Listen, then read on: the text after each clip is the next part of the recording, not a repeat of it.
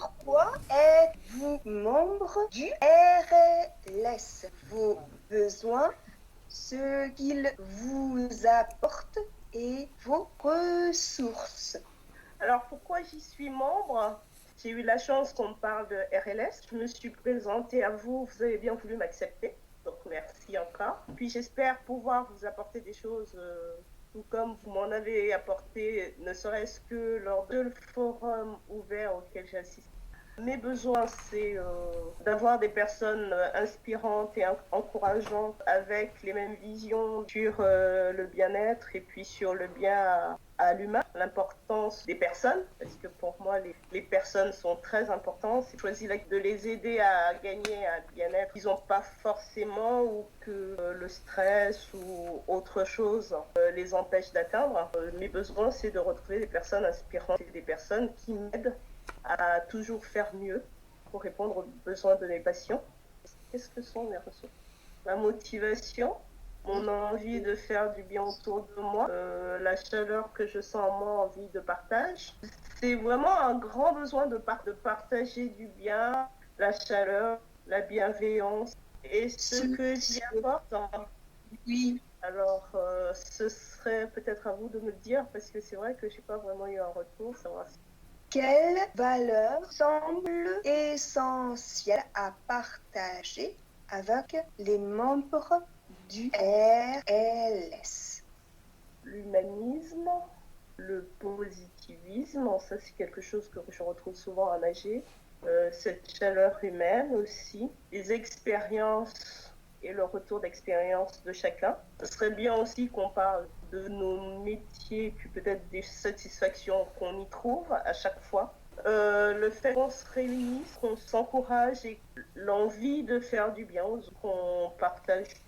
Qu'est-ce qui vous a amené à développer votre approche professionnelle?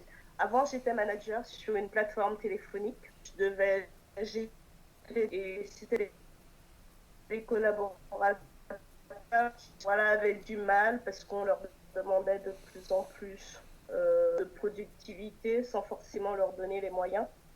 Et je me trouvais dans une position pas facile parce que c'est vrai qu'on m'en demandait et ensuite je devais les presser comme des citrons et des fois, à un moment, j'en ai eu marre. Il n'y avait pas de possibilité d'évoluer, mais même au-delà de ça, je n'avais pas de solution à amener à mes collaborateurs, toujours moins de moyens. Donc j'ai une de mes collaboratrices une crise de tétanie et ma collaboratrice était comme paralysée. J'avais jamais vu quelqu'un avoir une crise légèrement les épaules, que j'ai réussi à la revenir parmi nous. Après, elle a pu à nouveau se mouvoir et on a pu partir en pause là où elle s'est mieux détendue. Et je me suis dit que c'était peut-être une approche envisagée. En plus, c'était dans la période où les femmes se posent des questions, on a envie de changer de carrière, on a envie de changer et tout. Et puis je me suis dit pourquoi pas. Donc j'ai fait une formation pour être praticienne en santé naturelle et j'essaie d'apporter mon aide aux personnes du mieux que je peux. À quel public vous vous adressez et qu'est-ce que vous leur apportez? J'essaie de m'adresser à tous les publics, aux particuliers d'abord, hommes, femmes, adolescents, pour la gestion de stress, pour une prise de poids ou une perte de poids, pour l'arrêt du tabac, puisque je me suis formée à l'hypnose, pour des personnes avec des dysfonctionnements plus ou moins physiques, comme le mal de dos, jambes sans repos. Donc je m'adresse aussi aux sportifs, je m'adresse vraiment à un public assez large. Et j'essaie aussi de m'adresser aux entreprises pour les mêmes raisons, essayer d'amener un peu de relaxation, de bien-être au sein du travail pour que les personnes n'arrivent pas ou n'atteignent pas le burn-out, arrivent à gérer le stress au travail. Voilà. Donnez 3 valeurs qui vous caractérisent. Alors, je veux dire, mon amour pour l'humain, pour la personne, l'individu, ma patience peut-être, mon calme, et puis les valeurs après. Comment vivez-vous la crise sanitaire et qu'est-ce que vous souhaitez apporter aux autres? Je vis la crise sanitaire plutôt bien, je dirais. Je ne suis pas dans la panique. J'essaie d'analyser les choses en prenant de la hauteur ou du recul, ça dépend. J'ai un fils qui est rentré au lycée en septembre, donc en début d'année scolaire, il avait très peur. Et je pense que c'est en me voyant ne pas paniquer, je prends les choses comme elles arrivent.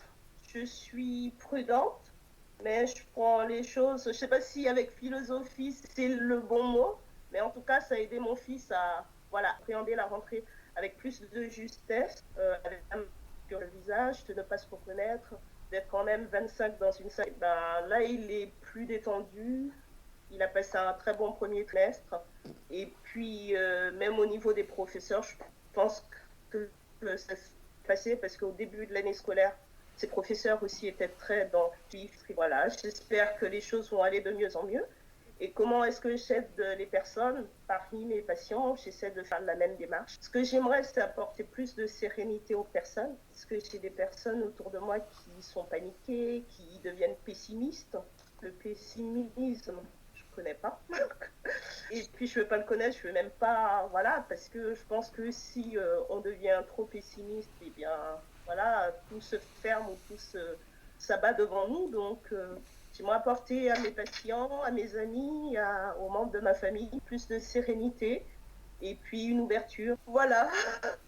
Merci Patricia pour toutes ces réponses. Merci à toi, Marie-Noël.